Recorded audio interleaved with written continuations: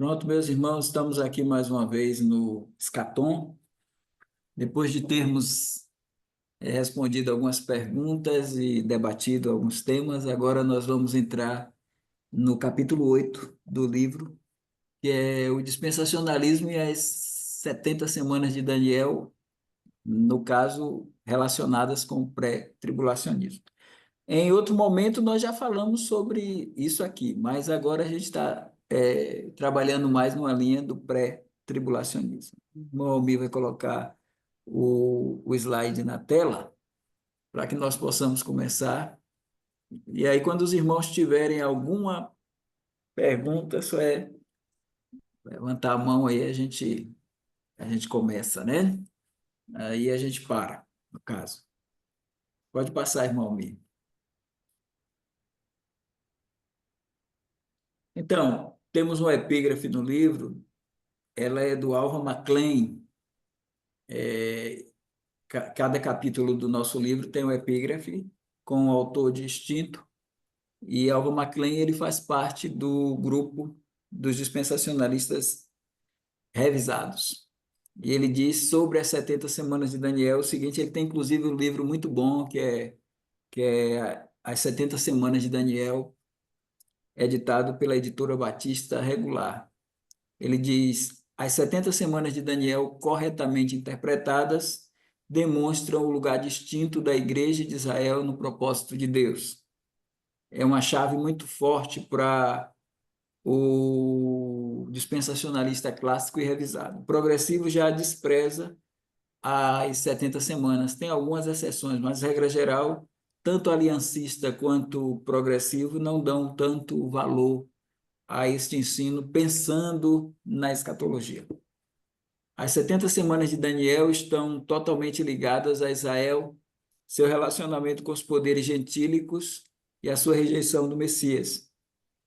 O propósito especial de Deus de chamar um povo de cada nação para formar a igreja e o propósito da presente era não se encontram em nenhum lugar dessa profecia.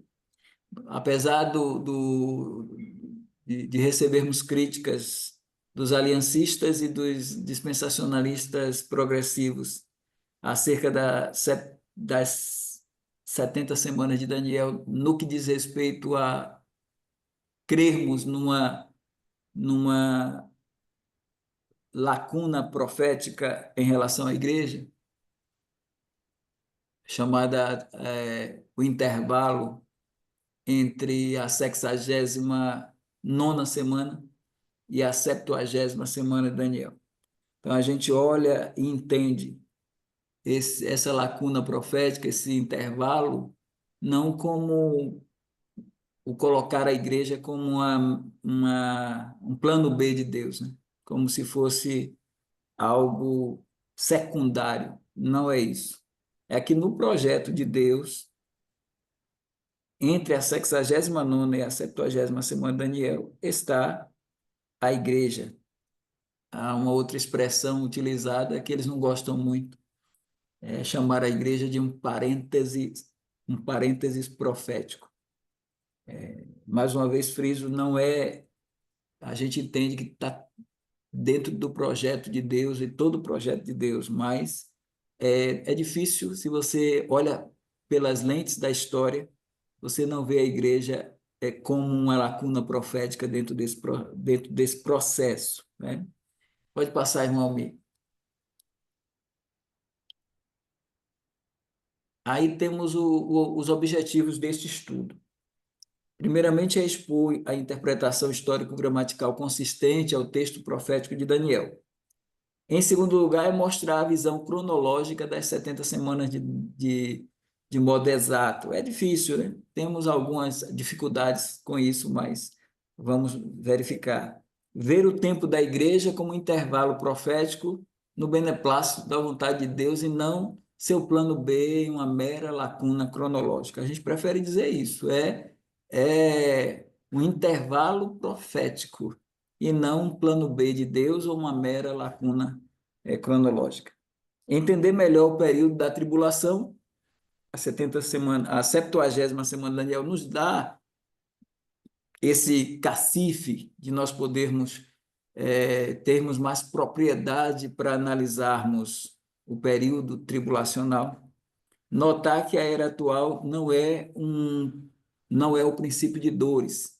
E até bons irmãos, bons pastores, acabam se embaraçando nisto, porque dizem que estamos vivendo no princípio de dores, devido a alguns dados que eles apresentam. Mas o princípio de dores o princípio de dores faz parte da 70ª semana de Daniel. Perceber a relação Daniel-Apocalipse como uma chave hermenêutica essencial para desvendar os elementos proféticos do período. Porque tanto Daniel quanto Apocalipse são livros de gênero apocalíptico. E eles nos ajudam porque, para entender Apocalipse, a gente precisa também ler Daniel. Não só Daniel, tem outros profetas também, mas Daniel é fundamental.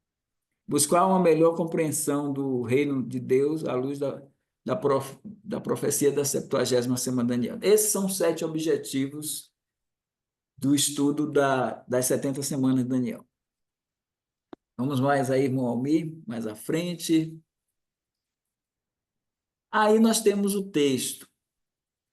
E eu coloquei o texto com alguns colchetes. Os colchetes são palavras minhas, né? Então, eu estou introduzindo aí para trazer para os irmãos. Então, do verso 24 ao verso 27, possivelmente uma das maiores profecias do Antigo Testamento. 70 semanas estão determinadas sobre o teu povo e a tua santa cidade. Eu coloquei em caixa alta aí, porque quando você lê o teu povo e a tua santa cidade, já é uma paulada nos aliancistas, ou nos supersessionistas, porque esse teu povo não é a igreja, e esta tua santa cidade é a antiga Jerusalém, não é a nova Jerusalém, não é a igreja e não é a nova Jerusalém. É o teu povo. As 70 semanas foram para o teu povo e a tua santa cidade. E aí vem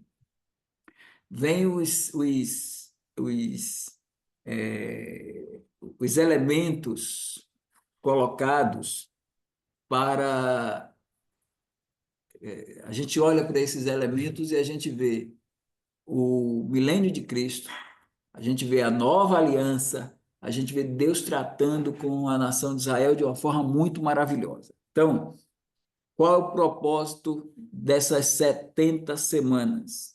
Aí ele coloca qual o fim dessas 70 semanas. Primeiro, extinguir a transgressão.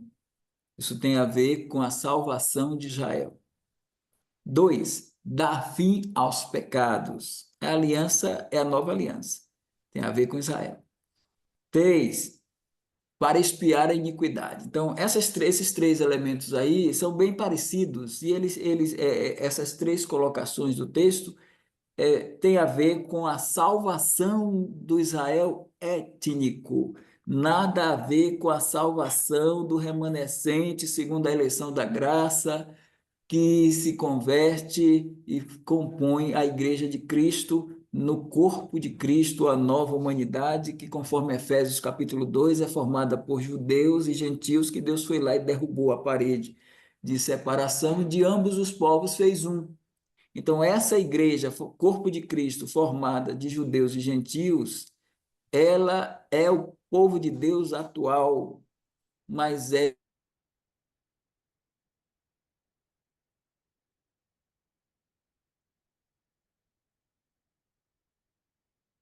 o teu povo e a tua santa cidade, no caso Israel. É, para. Aí agora a gente tem essas 3 bases que está trabalhando com a salvação de Israel. Isso pode dizer respeito ao período tribulacional, quando Deus começa a julgar Israel, mas também, em especial, o advento do reino messiânico, porque Deus vai trabalhar isto no retorno dele para a conversão de Israel. Então, quando a gente olha para esses 3 elementos iniciais, nós encontramos a salvação da nação de Israel, que hoje, aí é ler capítulo 9, 10 e 11 de Romanos e ver que o endurecimento veio em parte sobre Israel. e aí depois esses ramos quebrados vão ser reenxertados, e, consequentemente, a transgressão, os pecados e a iniquidade de Israel vão ser expiados. Aí vem agora a parte mais reino milenar mesmo, que é essa parte, esses três outros elementos abençoadores, que é trazer a justiça eterna, só com o cetro de equidade do filho de Davi, selar a visão e a profecia, porque com o advento do milênio nós temos as profecias se cumprindo, né? E aí nós temos esse terceiro aí que eu vejo, porque alguns olham para esse terceiro elemento, ungir o santo dos santos, como algo relacionado com o quarto templo, com o templo em que o próprio Messias vai construir, né? Aprendi com o irmão pastor Danilo. É o próprio Messias que vai construir é o quarto templo. Mas eu prefiro pensar que esse ungir o santo dos santos, ele tenha a ver com o próprio Cristo. E eu prefiro olhar para esse santo com S maiúsculo como o santo dos santos, ou seja, eu vejo mais aí a unção do Messias coroado rei no trono de Davi. E eu penso no Salmo 2, que o próprio Deus diz lá, naquele salmo messiânico: Eu, porém, ungi o meu rei no santo monte de Sião. Então, eu acho que esse ponto 3 aí, ele está mais relacionado com o próprio Cristo do que com o templo e o lugar santíssimo sendo ungido. Assim, poderia ser? Poderia, mas eu acho que está mais para a unção do Messias. 25. Sabe e entende desde a saída da ordem para restaurar e para edificar Jerusalém. Aí a gente tem uma variação.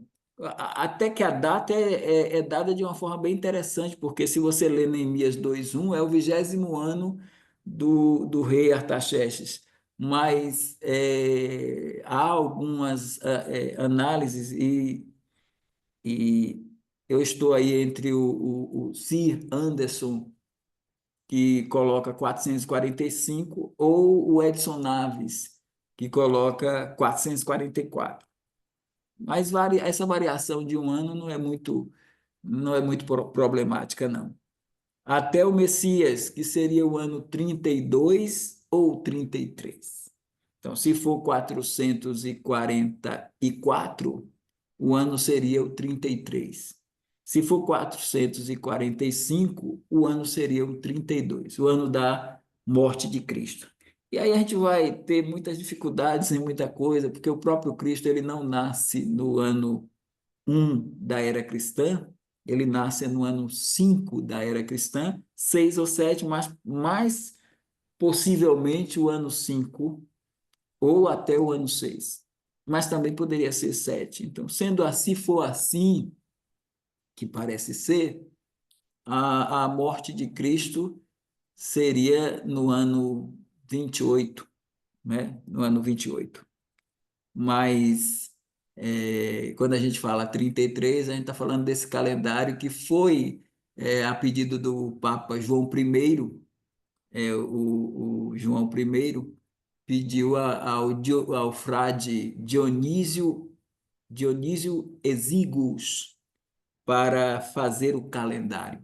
Aí ele fez o calendário e pegou a data de 753 ao C. Ao C. Ao C é o ano Urbis com, Condatio, que é ano da fundação de Roma, o ano da fundação de Roma. Aí se usa esse ao C, né? E aí ele colocou, porque não existe ano zero, aí a fundação de Roma foi 753 e 754 do ano ao C, né? Aí, se você botar 753 seria o ano 1 antes de Cristo, 754 seria o ano 1 depois de Cristo. O Exíguos pegou isso aí. Mas os historiadores dizem, o Flávio Josefo dizia que esse ano ao ser não foi 700, o ano que teve a eclipse solar 750, que os judeus tomaram como um castigo de Deus para o reinado, o reinado do rei Herodes o Grande, porque em 749 750 ele teve o eclipse, e aí 749 seria os 2 anos, né? Então ele diz assim, os 2 anos, lembra que Herodes mandou matar, capítulo 2 de Mateus, as crianças de 2 anos para baixo. No cálculo dele, porque foi dado esse cálculo, a partir da análise de Herodes, né?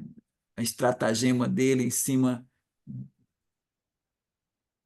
dos escribas da fala dos escribas e fariseus que citaram Miqueias 5:2, que disseram que Jesus nasceria em Belém, e quando ele conversa com os magos dizem que a estrela teria aparecido há 2 anos. Então, no cálculo de Herodes, Jesus morreu em 749 AUC, que seria a data do nascimento dele, 749, 750 tem o eclipse para condenar a questão da mortandade lá das crianças, como se fosse uma punição de Deus. Então, parece que Jesus nasceu em 749 e não em 740, 753, 54, como exíguos colocaram. Diante dessa falha do calendário, muitos historiadores preferem o AEC e o EC no lugar de antes de Cristo, depois de Cristo, o ano Domini, na divisão da história. Apesar de pegar o próprio Cristo, mas eles dizem que é para contemplar as outras religiões, aí eles usam o AEC e o EC. O que é isso, pastor? AEC é antes da Era Comum e EC é Era Comum, entende? Então eles trabalham muito com essa ideia de você hoje há muitos historiadores colocam nos livros no lugar de antes de Cristo, depois de Cristo é antes da Era Comum e na Era Comum, mas toma como base o nascimento de Cristo, né? Isso aí é a parte, né? A gente está falando de dados para pensarmos no cômputo do tempo. Então, ele diz até o Messias, ano 32 ou 33 da era cristã, o príncipe, e aí a gente já vê esse príncipe com P maiúsculo, que indica Jesus Cristo, né? Príncipe como o rei Messias, né? Haverá 7 semanas, que são essas 7 semanas, as semanas estão divididas em três bases, porque ocorreram eventos nesse processo, né? Então, 7 semanas daria 49 anos, e aí seria para a reconstrução da cidade. Então, levou 49 anos para Neemias e Esdras reconstruírem a cidade. Então, 49 anos seriam as 7 semanas, mais 62 semanas. Então, terminou a construção da cidade, aí teríamos mais 62 semanas, que são 434 anos, que culmina com a entrada triunfal de Jesus Cristo em Jerusalém, Lucas 19, 28 a 44, culmina com a entrada triunfal. Então, o que é que marca o final da 69ª semana? Porque 7 semanas mais 62 dá 69. Então, o que é que marca qual foi o dia em que terminou a 69ª semana? O dia em que Jesus entrou triunfalmente em Jerusalém e foi aclamado rei. Esse dia, para o Alva McLean, foi um domingo, e a Igreja Católica, semana passada, domingo passado, celebrou o Domingo de Ramos, só que Edson Naves fez um cálculo bem interessante, eu acho que ele está certo. E o domingo de Ramos não existe. Jesus entrou triunfalmente em Jerusalém, não foi no domingo, foi na segunda-feira. Então, a Igreja Católica está pregoando uma fake news, porque não existe domingo de Ramos. Existe sim uma segunda-feira em que ele entrou triunfalmente em Jerusalém. Então, fazendo os cálculos desse período aí. Mas o que importa para nós é o fato, não é o dia. O que importa, aí é problema da Igreja Católica, não é problema nosso. O que importa para nós, a gente não celebra Domingo de Ramos, então o que importa para nós é que Jesus entrou triunfalmente em Jerusalém, e aquilo foi bem interessante, porque por diversas vezes Jesus tentaram aclamar Jesus rei e ele fugiu da multidão. Ele não foi, ele não aceitou, ele escapuliu. Mas nesse dia ele não fugiu. Ele foi aclamado rei, disseram bendito que vem, o rei, bendito rei que vem, que é a expressão chave, é a expressão que vai ser dita no retorno de Cristo, quando ele voltar nas nuvens e Israel vai chorar e vai dizer bendito que vem em nome do Senhor. Mas só que quando os hosanas foram colocados nas alturas, as crianças louvaram, os judeus aclamaram, os fariseus censuraram, os saduceus censuraram e pediram a Jesus para silenciar, apelar ao silêncio daquelas pessoas e o Senhor Jesus não aceitou. Ele disse: se estes calarem, as pedras clamarão, porque ele estava realmente sendo aclamado rei. Só que isso foi na segunda-feira, quando foi na quinta-feira, quando Pilatos estava no Litróstotos, no Gábata, e ele lavou as mãos, e ele colocou Barrabás e Jesus, lá ele disse: eu vou crucificar o vosso rei. E ele falou isso certamente porque ele viu que Jesus tinha sido aclamado, né? Ele deve ter ouvido sobre isso, e a queixa era essa, que Jesus dizia que era o rei dos judeus, e Pilatos, ele, ele, ele acabou afrontando a eles, porque até na cruz ele colocou lá em letras gregas, hebraicas e latinas: este é Jesus Cristo, o rei dos judeus. E é o rei que foi rejeitado, e o reino, por consequência, adiado, com o precursor decapitado e o rei crucificado. Então, essa é uma questão bem interessante. Mas o que demarca a 69ª semana é a morte do príncipe, a morte do príncipe. E isso no texto se segue.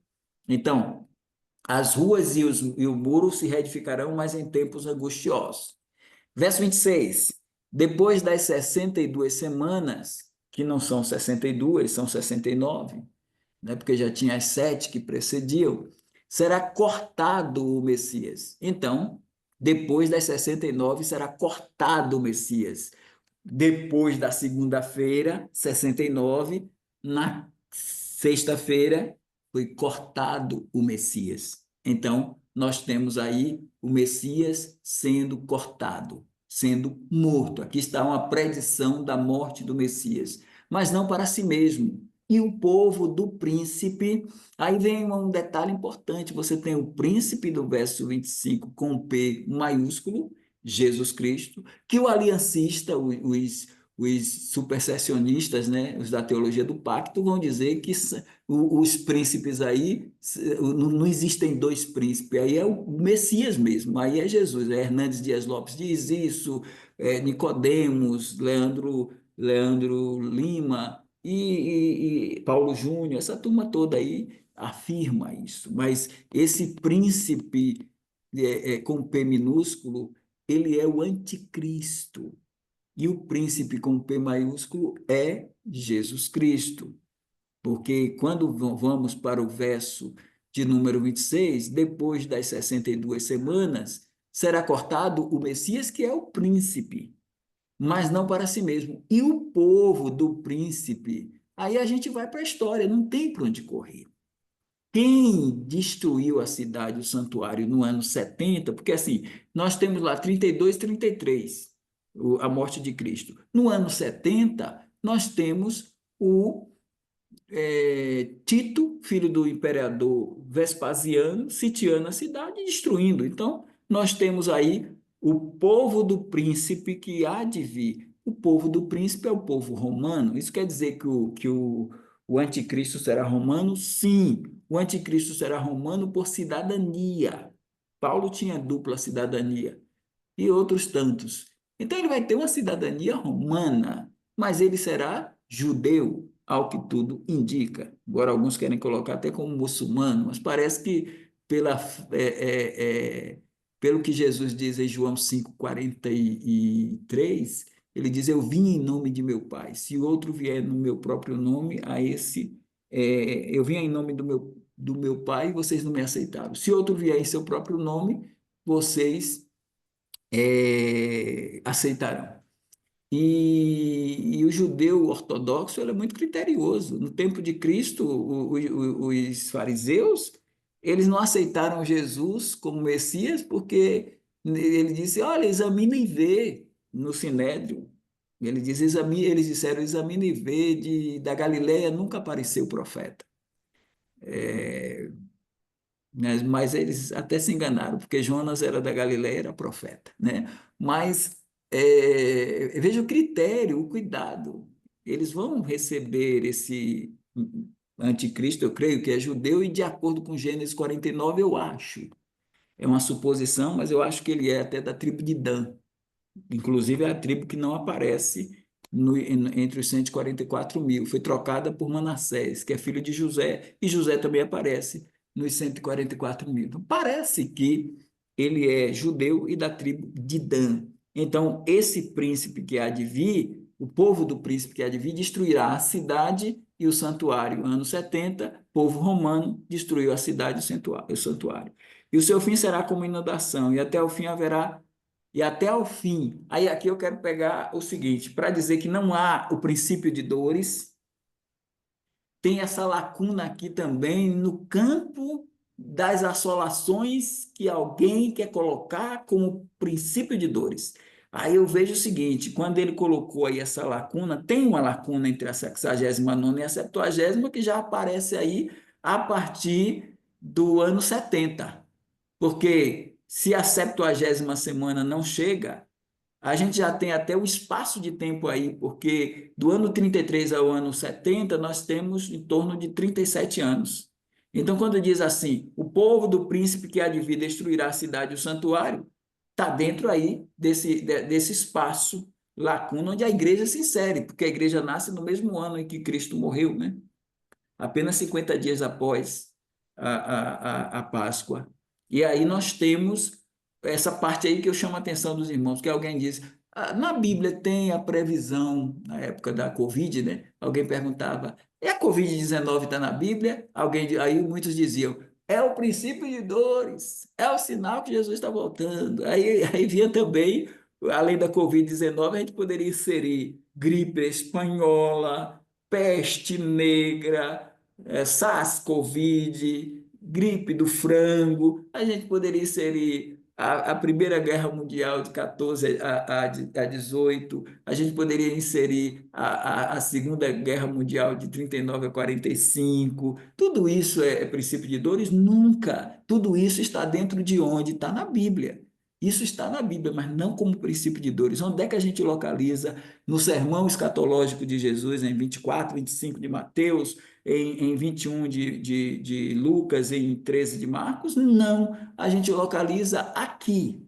Aqui, onde que a gente localiza? Nessa expressão, depois que eu botei o ano 70, aí a gente tem, e o seu fim será como inundação, e até ao fim, era da igreja, até o fim, aí ele coloca aqui, haverá guerra e estão determinadas assolações. Esse e até o fim contempla perfeitamente as coisas que estamos contemplando, que não é princípio de dores, mas é esse probleminha aqui, quando ele diz, e até o fim, era da igreja, haverá guerras e estão determinadas assolações, mas nunca os sinais da vida de Cristo. Nós não estamos vendo em lugar algum os sinais da vinda de Cristo, porque não tem sinais para a vinda de Cristo se a vinda de Cristo é iminente. Os sinais da vinda de Cristo que Jesus falou lá no capítulo 24 de Mateus, eles são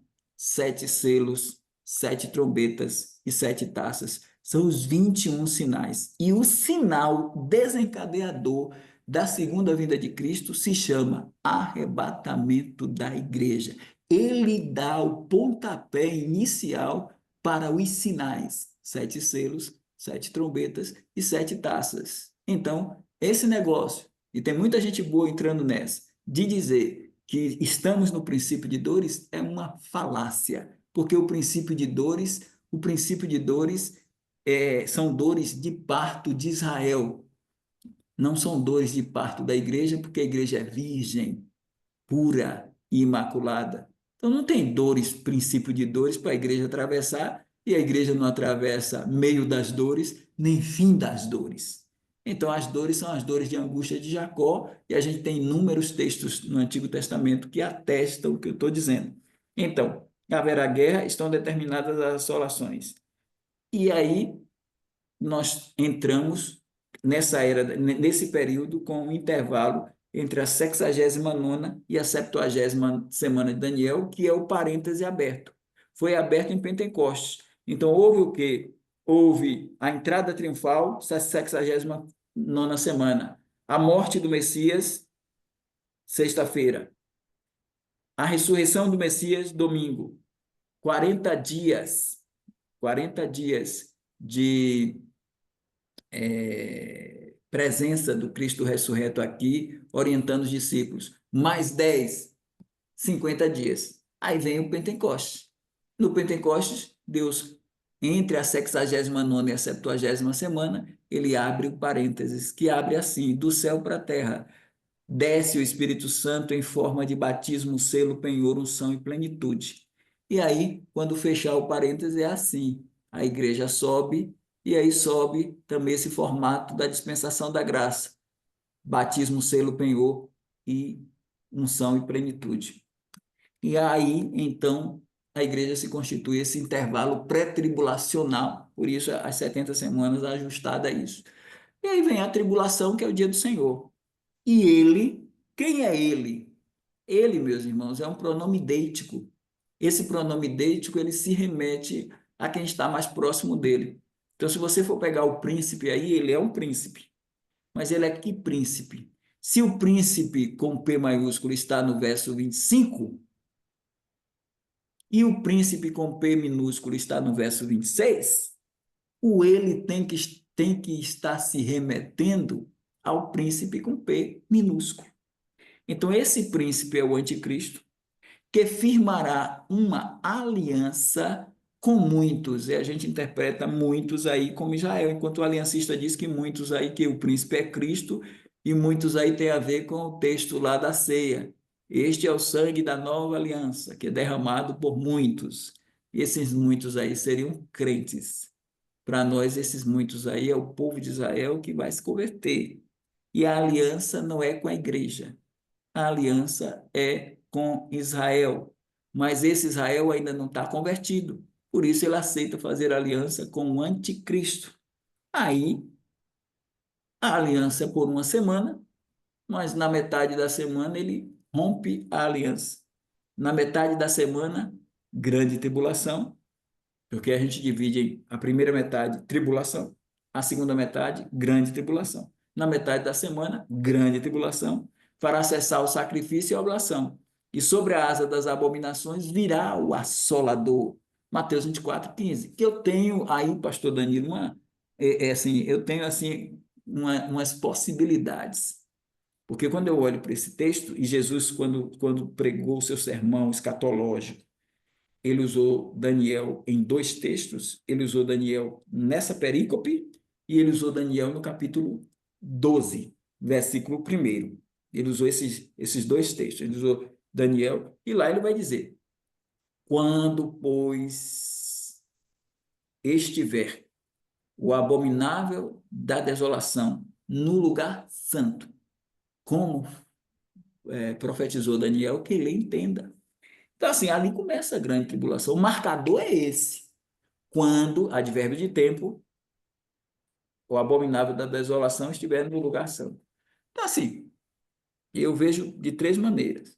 Eu acho que pode ser que esse abominável da desolação no lugar santo seja porque o anticristo vai governar os primeiros 42 meses em Roma, na Itália, Império Romano, na Itália, os 42 meses iniciais. Aí ele se levanta e ele sai da Itália, sai de Roma e nos 42 meses finais ele vem para dentro de Jerusalém. Ele sai da grande cidade Roma e vem para a grande cidade. Eu falo grande cidade é linguagem apocalíptica. Então ele sai da grande cidade Roma e vem para a grande cidade Jerusalém. Então, quando ele sair da Roma, Babilônia, e vier para Jerusalém, cidade santa, aí que é a Jerusalém antiga. Então, quando ele pisar os pés no lugar santo, na cidade santa, começa a grande tribulação. Aí seria o abominável da desolação de que falou o profeta Daniel no lugar santo. Esse é o primeiro dado. O segundo dado seria: vai se erguer, quando a Babilônia religiosa for destruída, vai se erguer a besta que sobe da terra, de Apocalipse 13, de 10 em diante, de 11 em diante. Então, a besta que sobe da terra é o falso profeta, que vai fazer os milagres, não o anticristo que vai fazer os milagres, é o falso profeta. Então, ele vai fazer também a imagem da besta. Ele vai confeccionar a imagem da besta. E vai fazer a imagem da besta falar.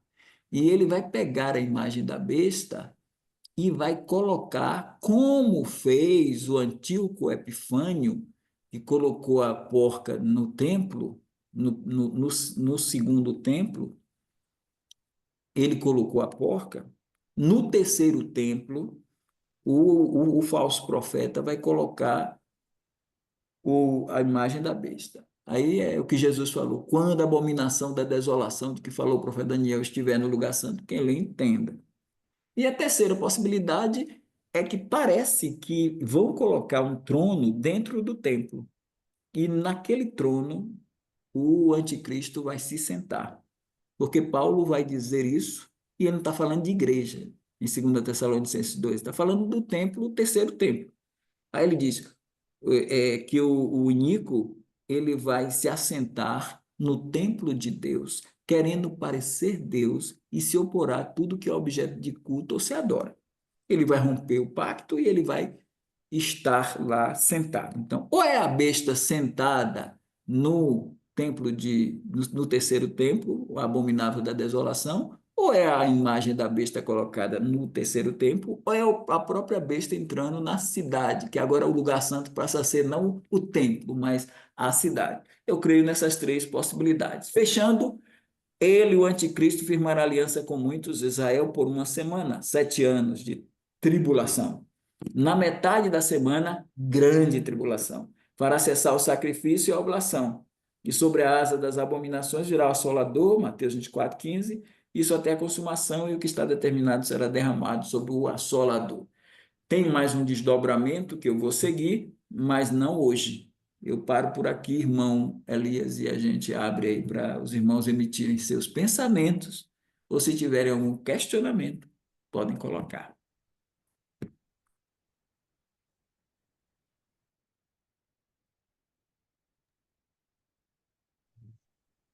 Se algum irmão tiver alguma pergunta, alguma colocação, boa noite, pastor Ulisses.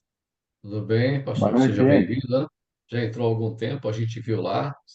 Prazer em ver. Algum comentário? Alguma pergunta? Irmão, Eu gosto bastante desse. Oh, perdão. Pastor, pode falar. desculpa, Pode desculpa, falar. irmão, não coloquei a mãozinha amarela lá. Não, não, não. Mas só para entender bem, pastor Evaldo, que eu não sei se eu compreendi dessa forma. O pastor afirmou que a grande tribulação iniciará com a abominação desoladora, né? Não a tribulação. Foi isso mesmo, né? A tribulação são 7 anos, Ah, ok, ok. mas no meio, na metade dos 7 anos, nós temos a grande tribulação, que são os 42 Claro, meses. claro. E eu sigo mais por essa segunda linha que o senhor apresentou aí da estátua, viu? Eu acho que está mais ligado ao contexto geral aí. Bom, Daniel. Assim, e pode ser, pastor Danilo, que sejam até os três. Pode até ser, né? Mas a probabilidade da estátua é muito grande. Bom, Daniel. Pastor, quando o senhor começou a falar sobre a entrada triunfal de Jesus, de ser na segunda-feira, né? Eu, eu achava a semana muito curta, e agora ficou mais curta ainda, diminuiu um dia. O senhor pode explicar, por gentileza?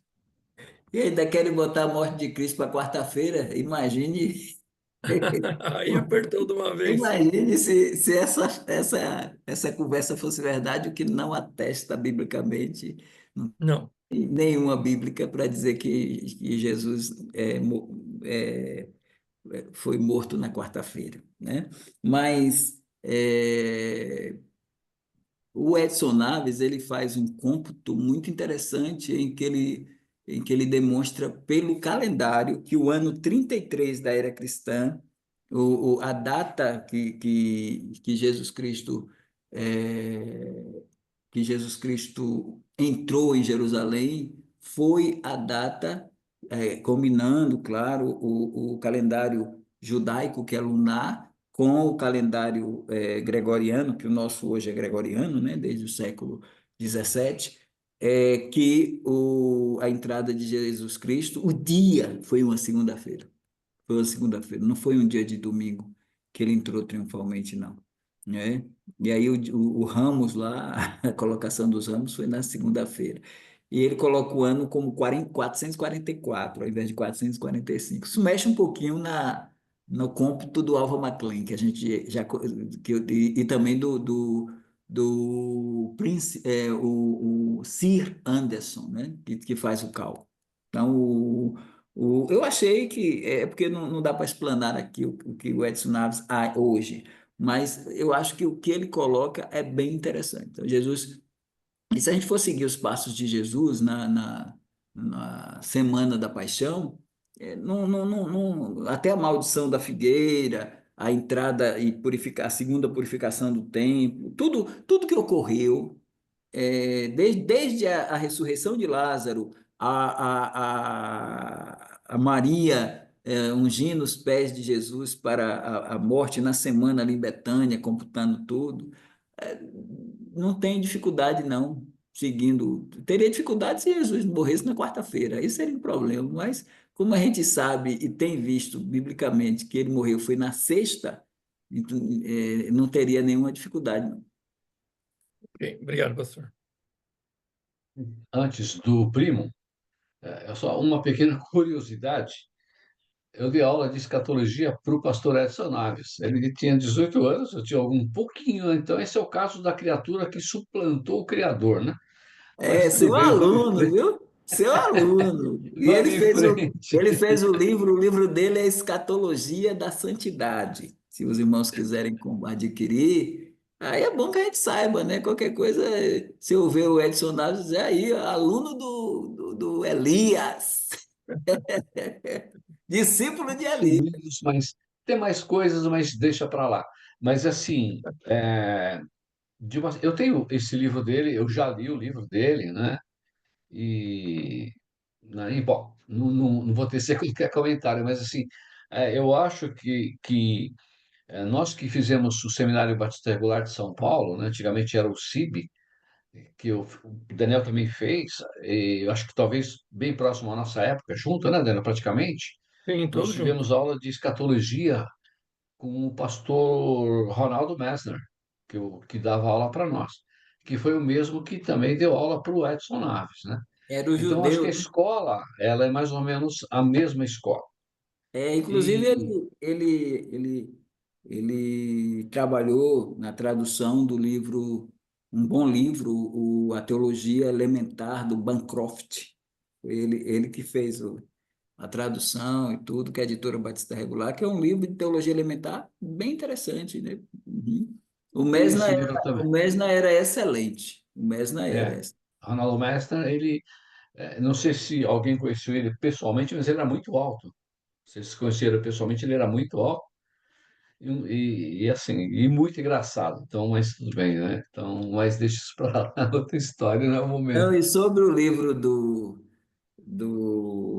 Edson Naves, eu ainda não li todo, não, mas assim, eu vi essas partes, achei pertinente. Mas assim, eu não posso emitir um parecer ainda sobre o livro. Ok. Eu, emitindo um parecer, eu achei um pouco, muito água com açúcar, de coisas muito elementares, digamos assim, mas tudo bem. Para quem não tem muita base, ajuda bastante.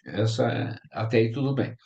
Mas, assim, eu acho, pastor, que essas datas, entre aspas, é muita forçação de barra. Eu tenho um desses autores aí que ele fala o dia, Jesus entrou em tal dia em Jerusalém, entendeu? Ele chega a falar o dia, sabe?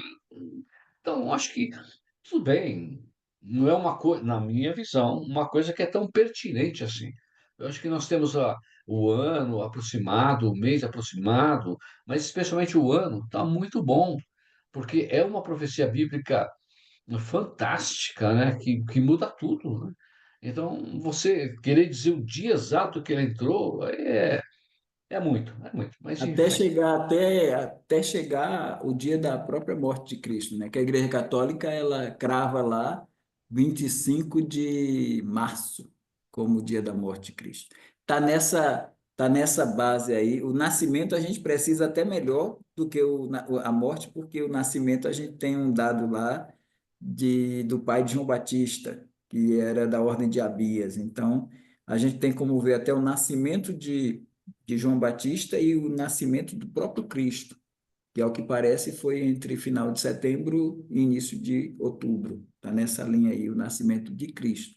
Mas ao que parece, a morte de Cristo se dá, tudo indica que é no nosso calendário no mês de abril, nos primeiros dias do mês de abril, como a própria entrada 14. também, né? Tá Gente bom. sendo, não, como diz outro, não puxando muita brasa para nossa sardinha aí, e sendo bem frio, né? Se nós olharmos pela parte histórica, a Igreja Católica, né? Vamos dizer Igreja Católica, mas em termos de história, eles têm mais condição do que nós de dar datas exatas, porque eles têm um grande acervo. Obviamente, às vezes, eles podem até forjar outras datas por interesse próprio, que é uma outra história. Mas se quiserem procurar É, as datas de maneira essa correta, eles data têm mais condições. E essa data da morte de Cristo, eu vejo assim, a eles não interessa muito. Eles podem até dar um 25 de março assim, mas porque não interessa muito, porque para a Igreja Católica o que interessa não é o número, interessa é a sexta-feira, que sempre vai ser a sexta-feira. Então eles vão determinar a sexta-feira como sexta-feira da paixão, aquela que é também vinculada a um ajuntamento profano, que é o carnaval. Então, ela vai pegar o carnaval, e aí na terça-feira, que finda o carnaval, ela vai jogar a quarta-feira de cinzas para estabelecer a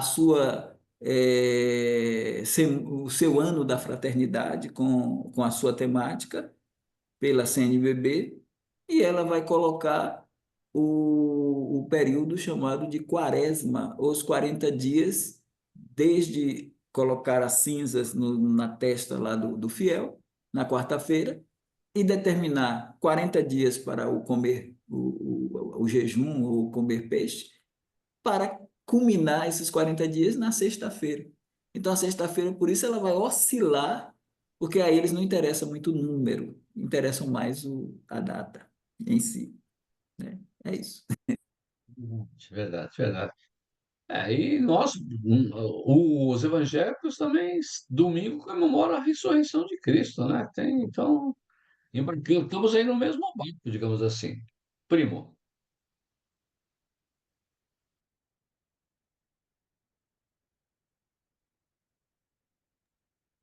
Então, como já foi dito anteriormente, para nós o mais importante é o fato, né? Aquilo que ocorreu, a data fica aí como algo para nos trazer uma uma certa sintonia com a época, mas o importante realmente é o fato, é o ocorrido, né? Aquilo que aconteceu. Bem, mas o texto aí está muito bem explicado, né? Quem lê aqui vai entender certamente, porque está muito bem claro. Inclusive, aqui é o que eu sempre também defendi com relação a essas 70 semanas, no versículo 24, que o pastor colocou em letras garrafais aí, o teu povo e a tua santa cidade. Isso não somos nós, né? É muito claro aí. Então, não sei por que alguns fazem confusão, né? Ainda não conseguem entender que se trata aí especificamente da nação de Israel, né? É tão claro aí, né? O teu povo, né? Quem era o povo de Daniel, né? Não éramos nós, não era nenhuma outra nação, senão a nação de Israel. E a tua santa cidade, Jerusalém. Então é muito claro, né? Não tem como entender de forma diferente aqui. Enfim, mas é isso, é mais um comentário sobre a clareza do texto e também a clareza em relação às semanas, né?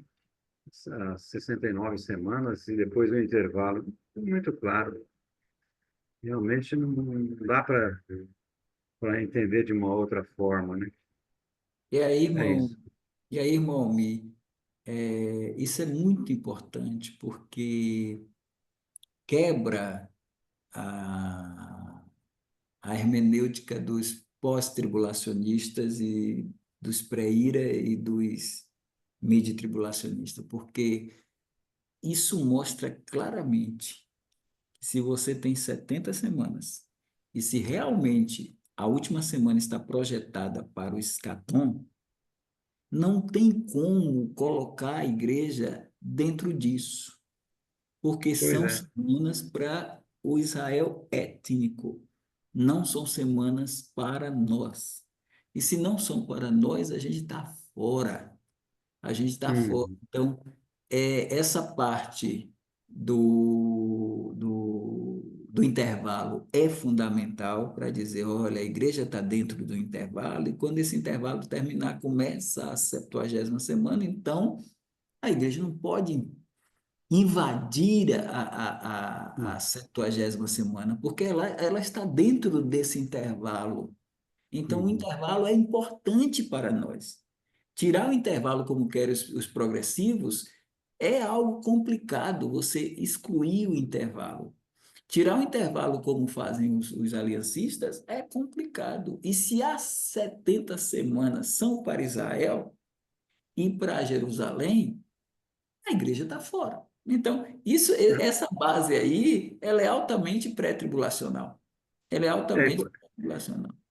pois é, e para Daniel também, na época, a igreja era um mistério, né? Ela não tinha como aparecer ali. Realmente, é, É porque felizmente, eles fazem um malabarismo exegético tão terrível. Outro dia eu vi o Paulo Júnior conversando sobre esse assunto com o Leandro Lima, numa live. Aí era o Leandro Lima que estava explicando.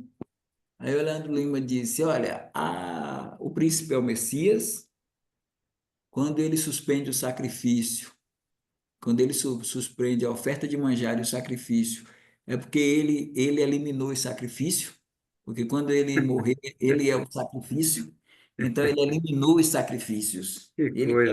eliminou através do sacrifício dele como sumo sacerdote. Aí ele diz: olha, e os 3 anos e meio, os primeiros 3 anos e meio, são os 3 anos e meio que demarca do batismo dele até a crucificação, porque o ministério dele não foi de 3 anos e meio. Então, ali está os 3 anos e meio, do batismo, quando ele foi ungido pelo Espírito Santo, Hum, até a morte dele. E aí, quando ele sobe aos céus e se assenta à direita de Deus, estabelece os 3 anos e meio finais, que é da ascensão de Cristo até a sua segunda vida. Então, como é que você consegue colocar literalidade nos primeiros 3 anos e meio e colocar espiritualização nos 3 anos. Qual é a base bíblica para você pegar 3 anos e meio e colocar 3 anos e meio é literal. Foram os 3 anos e meio, os 42 meses de Jesus aqui na terra, do batismo até a sua morte. E os 42 meses restantes não são mais 42 meses, já são quase 2000 anos. Uhum. E aí depois eles confundem, pastor Danilo. Aí ele diz veja bem, como a coisa é doida. Porque se os 3 anos e meio vai dar ascensão até a vinda dele, também o milênio vai dar ascensão até a segunda vinda dele. Porque eles também são amilenistas e acreditam que o milênio, Jesus ascendeu, assentou no trono de Davi, e o milênio continua aí até a segunda vinda. Então, eles fazem essas coisas, irmãos, de uma forma assim que eles dão uma cambalhota hermenêutica e está tudo bem. E isso, É, isso não é jeito de interpretar a Bíblia. Isso não é- e o povo, e a gente olha, irmão Elias, irmão Almir, a gente olha lá vocês vão para lá, coloca assim, Leandro Lima e Paulo Júnior discutindo a semana de Daniel. Aí, dá uma olhada lá e você vai olhar nos comentários, que explicação excelente, que dois gênios e tal, aquela coisa toda. Eu digo, rapaz, a gente olha. tanto que agora ele disse que precisa fazer seminário de novo, né? Não é? Quem sabe, Só acho que ele se, chegou a essa conclusão. Falou, só tudo que se eu ele for falei, acho fazer que eu preciso seminário, estudar de novo. só se for fazer seminário batista regular, né? O, o pastor Evaldo, o senhor está falando que a coisa é louca, eu vou dizer, em São Paulo a gente fala, o bagulho é doido. Aqui a gente fala que o bagulho é doido, mas, mas pastor, eu queria só um pequeno esclarecimento. Na hora que você falou, eu entendi, mas agora, depois eu não consegui entender mais. Falei, peraí, associação, que você, quando você fala que o povo, quando você explicou que o povo, que o príncipe do povo que há de vir, né? Aí você está dizendo, argumentando que eu já ouvi esse posicionamento que o anticristo sai do Império Romano, né, digamos assim, naqueles primeiros anos, até com uma descendência judaica de repente, mas que sai de lá. No versículo que a gente leu aí, você poderia explicar novamente isso? Porque na hora eu consegui entender, mas depois eu perdi o fio. É, porque ele coloca assim: o povo do príncipe que há de vir. Nesse caso, o príncipe com P minúsculo. E que nós cremos que é o anticristo. Então, o povo do príncipe, como a gente diz assim, qual é o povo? Qual é o povo de Elias? O povo de Elias é o povo brasileiro. Mas assim, o povo de Elias, Elias é brasileiro. Agora, se fosse um argentino, argentino. Então, quando a gente diz o povo do príncipe que há de vir, já está identificando que esse príncipe que há de vir vem de Roma. Ele vem do Império Romano, tá aí, né? O verso 26. Depois das 62 semanas, que eu coloco que são 69, será cortado o Messias. Aí ele é cortado quando? Vamos colocar assim, vamos admitir, ano 33. Então, no ano 33 ele é cortado. E ele já prevê, baseado lá nesse texto de Daniel, ele já prevê a destruição da cidade. Porque ele diz, porque assim, quando Jesus olha para o templo e os discípulos estão elogiando, Jesus diz o quê? Jesus vai dizer: não ficará aqui pedra sobre pedra que não seja derribada. Eles procuram saber quando serão essas coisas, que sinal haverá a tua vinda e fim do mundo. Então ele fala também dessa destruição do templo no ano 70 e da cidade também. Ele fala que não vai ficar pedra sobre pedra sobre a cidade, e também ele fala que não vai ficar pedra sobre pedras sobre o santuário. Isso está baseado em quê? Está baseado em Daniel 9, nesse texto de Daniel. Então, quando diz assim, e o povo do príncipe, aí eu botei o povo romano, porque quem destruiu o templo, quem destruiu a cidade foi o povo romano. Foi o exército romano a mando do imperador Vespasiano, o pai, que mandou o general Tito, que depois vai se tornar imperador, mas quando ele destruiu a cidade e o santuário, ele era ainda general. Então, Esse é o povo romano que está destruindo o templo. Então, a gente está dizendo o quê? Se é o povo do príncipe que há de vir, ele já está dando uma indicação, aí é um indício de que esse príncipe que há de vir será do Império Romano, será de Roma, será da Itália. Então, ele é romano, só que ele não vai ser só romano, ele vai ser romano judeu, né? Ele será judeu romano. E aí diz que é essa a questão. E ele vai destruir a cidade do santuário. E foi isso que aconteceu. Foi o povo romano. Esse texto é que nos diz, porque primeiro a gente sabe que o Império Romano vai ser restaurado. Por outras profecias, a gente sabe que o Império Romano virá. Mas a gente agora aqui já está identificando também que a etnia desse imperador, ela deve ter uma dupla cidadania. Ele deve ter nascido de família judia, ele deve nascer de judeus, mas o judeu ele sempre tem dupla cidadania, porque regra geral, disperso, né? Mas a gente tem judeu agora já na sua cidade. Mas pelo fato da própria dispersão, a gente tem judeus brasileiros, judeus romanos, judeus franceses e por aí vai. Então parece que ele é um judeu romano e que por isso o texto o identifica. Certo, irmão Elias? Entendi.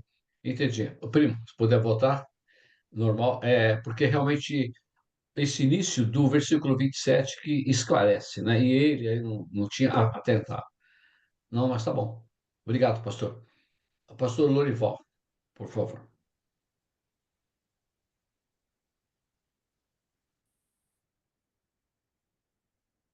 É, falando da morte de Cristo, né, do dia que ele morreu e tal, já tive meu ministério muito confrontado por conta disso, dias tristes na minha vida por conta de debates desta situação.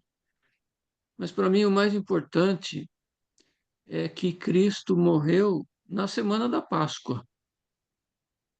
Esse para mim é um marco assim que tem muita relação, né, do Cordeiro de Deus que tira o pecado do mundo. Então, é, eu também creio que ele morreu na sexta-feira, mas para mim assim o ponto forte é a relação que tem com o Cordeiro da Páscoa, né? Também a questão que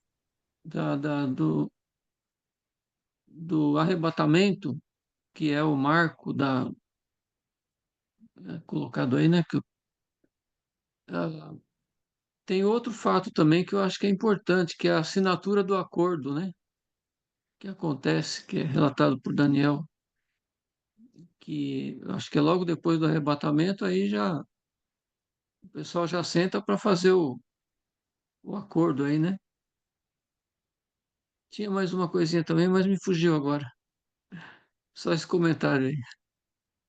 Eu acho esse comentário eu acho bem interessante, porque o que marca o início, quando eu coloquei que o arrebatamento é o grande marco, é o marcador da,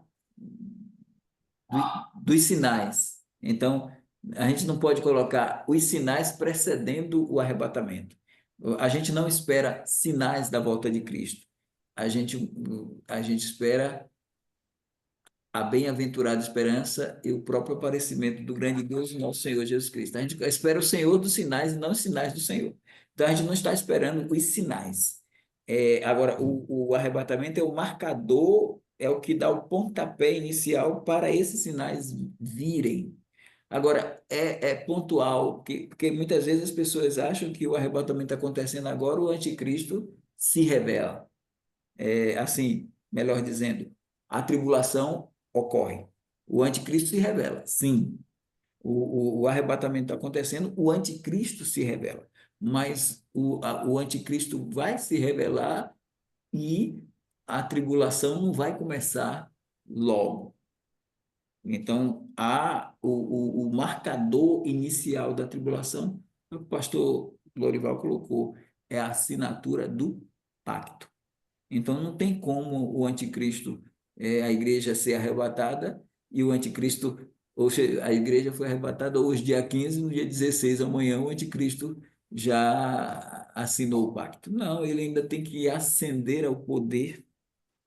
E a minha comparação, pastor Lorival, eu acho que essa comparação é muito interessante, porque eu comparo assim, quando terminou a 69ª semana de Daniel, na entrada triunfal, a igreja só nasceu 50 e quase 60 dias depois. Uhum.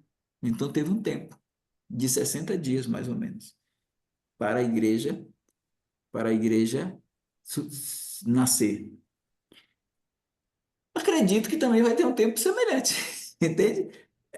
A igreja Com foi certeza. arrebatada. Então, assim como, vamos só colocar assim, assim como o arrebatamento não acontece assim, ó, arrebatamento, tribulação. Não é assim, coladinho.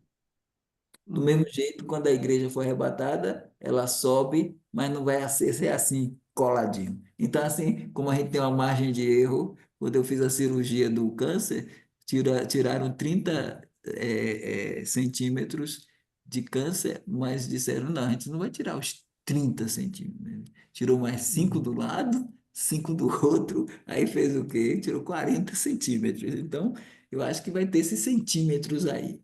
60 dias cá e alguns dias cá, e se for 60 não vai ter problema nenhum, mas vai ser assim, viu?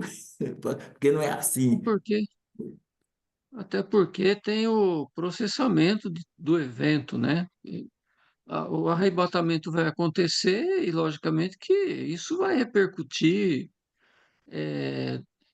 desastres e danos e faltas e colapsos, né? De diversas formas aí, porque tem crente em todo, espalhado pelo mundo inteiro, ocupando posições E e o, o, anti, situações e tal, e o né? anticristo, o anticristo já assume o poder com essa crise. Ele já vai Uhum. assumir com essa crise para resolver.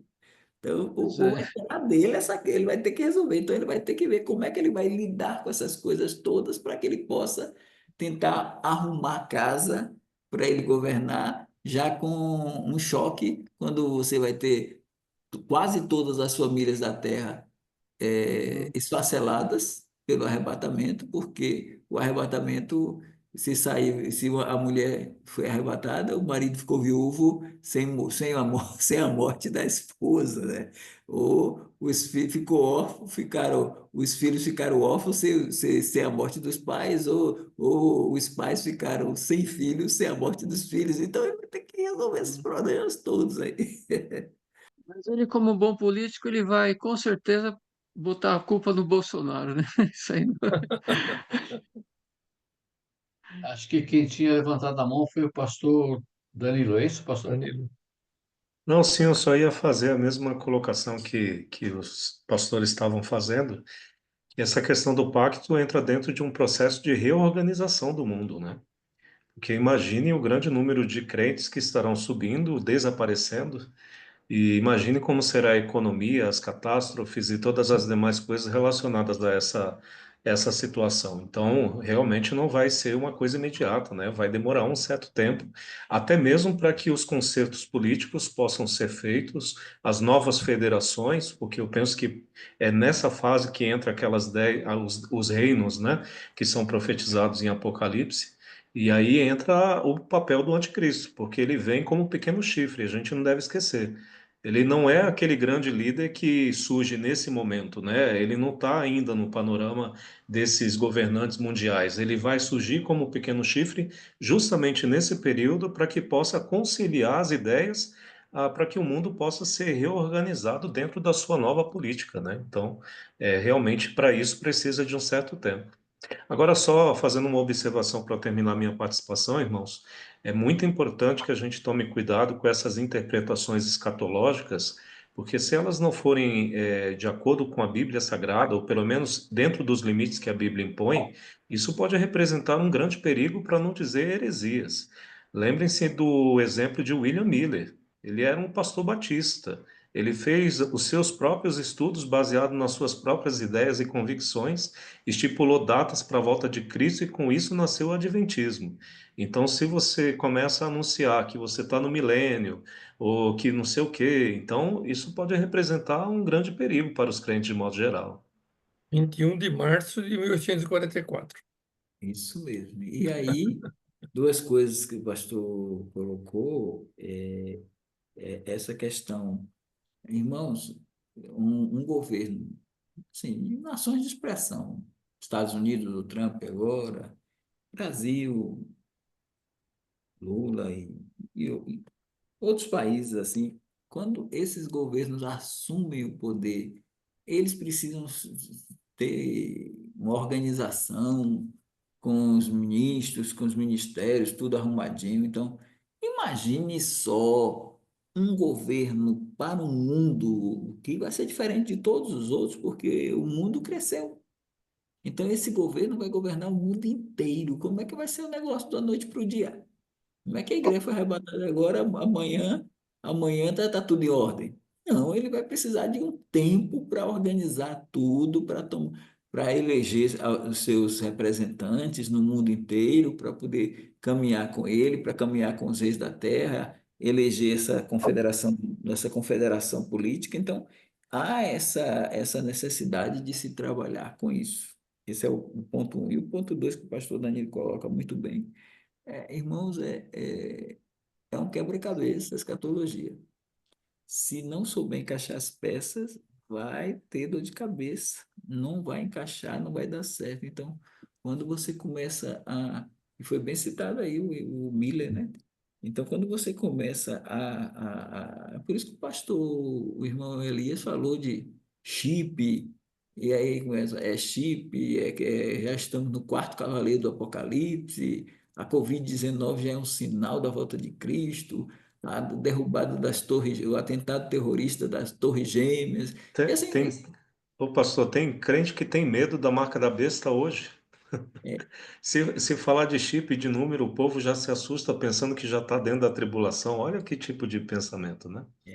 porque, e outra coisa, assim, esses homens, eles são bons em muitas coisas, então eles ganharam a confiança do nosso povo. Hoje a gente pastoreia a igreja em parceria com esse povo. A gente tem que dizer isso, porque a gente prega, pastor Danilo, pastor Lorival, pastor Ulisses, a gente prega. Aqui eu prego terça, quinta e domingo de manhã e de noite, mas a maioria das igrejas regulares ainda trabalha só com domingo de manhã e de noite e a quarta-feira, somente com 3 cultos, né? Eu ainda trabalho com 4, né? Mas, ainda assim, os outros dias, os irmãos estão assistindo esses homens todos. E aí viraliza. Ah, fulano está falando da vinda de Cristo. E antes eles não faziam estudos de escatologia como estão fazendo hoje, no nível que estão fazendo hoje. Então, eles vêm com você pegar o Hernandes, rapaz, eu gosto muito dele, eu tenho com os comentários dele. E aí, mas rapaz, quando a gente pega Apocalipse de Hernandes, quando a gente pega Tessalonicenses, quando a gente pega textos que vão para a escatologia, a gente vê assim, e o argumento dele, se você não tiver cuidado, se a gente fez assim, a gente se coloca no lugar da ovelha, se a ovelha não estiver bem abalizada, ela cai na lábia, viu? Ela cai porque ele é muito bom de argumento. Então, tem que tomar muito cuidado. Certo, pastor. Antes de nós terminarmos aí, o pastor Ulisses levantou a mão. Pastor Ulisses, por favor. Só dois comentários. Um com relação à nacionalidade que eu digo de etnia, né? Do anticristo. Eu vejo também que tem que ser um judeu para enganar o próprio judeu, né? Senão eles não vão colocá-lo como no lugar do Messias, né? O outro comentário também é com relação ao tempo que ele vai precisar, né, para estabelecer realmente o reino dele. Nós não sabemos, né, quem é. Satanás não sabe quando a igreja vai ser arrebatada, para que então aquele que ele está preparando, eu acredito que todas as, a- as épocas, né, de que ele tem que ter alguém mais ou menos engatilhado, né? Por exemplo, se acontece arrebatamento amanhã e daqui 50 dias ele tem que levantar alguém, e aí, né? Então, quem vai ser? Quem seria o indicado para estar lá? Então, todas as épocas ele tem que ter alguém. E realmente vai ser algo paulatino, né? Como o pastor disse, né? Talvez 60 dias, 100 dias, né? Normalmente, quando alguém assume lá, vamos ver os 100 dias, né, da pessoa, o que ela fez. Talvez vai precisar realmente desse tempo. Ah, então, só essas duas colocações que eu gostaria de acrescentar aí junto com vocês, corroborando aí com tudo que já foi falado aí pelos amados irmãos. Gosto aí dessas nossas aulas, viu? Obrigado, pastor. Isso, muito bom. Obrigado, pastor Evaldo, pastores, Danilo, pastor Dilson, os irmãos aí. Muito obrigado. Vamos iniciar com uma oração, né? Pastor Dilson, por favor, nos dê o privilégio de orar para a gente e terminar a nossa reunião de hoje, pastor. Vamos orar então, meus irmãos. Grandioso Deus, nós te adoramos na beleza da tua santidade, somos gratos por quem o Senhor é, tudo que o Senhor fez, faz e fará nas nossas vidas, pela tua palavra, pelas verdades imutáveis e por essas que nós estudamos e pensamos e imaginamos.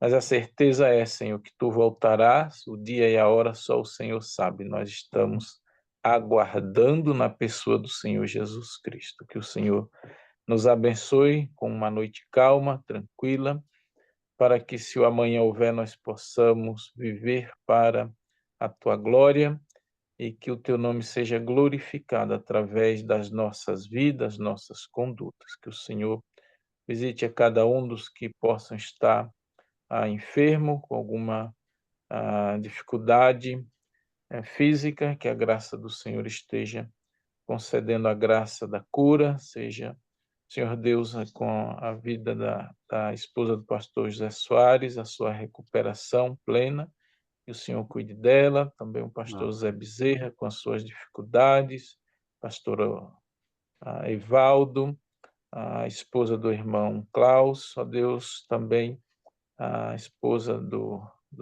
pastor Danilo, a sua sogra. Cuide delas de uma forma toda especial, Senhor. Colocamos cada um desses no teu altar. O Senhor sabe das nossas limitações, as dificuldades, mas, Senhor, nós sempre te louvamos, pois sempre há alguém atrás de nós com grandes limitações que estão aí, e eles não têm, na sua maioria, ajuda que nós temos a ajuda do Senhor Deus. Nós te louvamos, Pai. Nos dá a tua paz mais uma vez, cuide daqueles que estão na escola, na faculdade, nos seus trabalhos, nos seus deslocamentos, que a tua boa mão os cubra e os guarde de todo mal. Nós te pedimos no precioso nome de Jesus. Amém. Amém. Uma boa noite a todos, meus irmãos. Abraço. Boa noite. Obrigado, Um abraço, pastor. pastor. Deus abençoe, Pastor irmãos. Gilson, Aos pastor tricotomistas, Deus lhes dê a iluminação do Espírito Santo. Ô, Elias, eu tenho que defender um pouquinho o livro do Edson Naves aqui, viu? Que Porque converta esses corações, né, Deus? Isso. hein, Elias, eu preciso defender um pouco o livro do Edson Naves. O propósito dele, né, é santidade, é uma vida de santidade, escatologia e uma vida de santidade. Esse é o título. Então, o propósito dele é incentivar os crentes das igrejas, através do conhecimento da escatologia, né, tem uma vida de santidade. Então, por isso, talvez ele não se aprofundou tanto, né, em escatologia mesmo. Eu tenho o livro dele, tá? Há muito tempo atrás, desde quando foi lançado. Já li, tá bom? Só isso. É um excelente argumento. Eu já li também. Eu não tinha olhado por esse lado. Faz sentido. Faz sentido. Maravilha, Obrigado, gente. Uma pastor. boa noite Boa para noite. todos aí. Obrigado, Obrigado. pastor Tchau, Evaldo. meus Boa Um irmãos. noite a abraço, todos, meus irmãos. irmãos. Bom Um descanso. abraço Boa a noite, todos. Deus abençoe. Bem.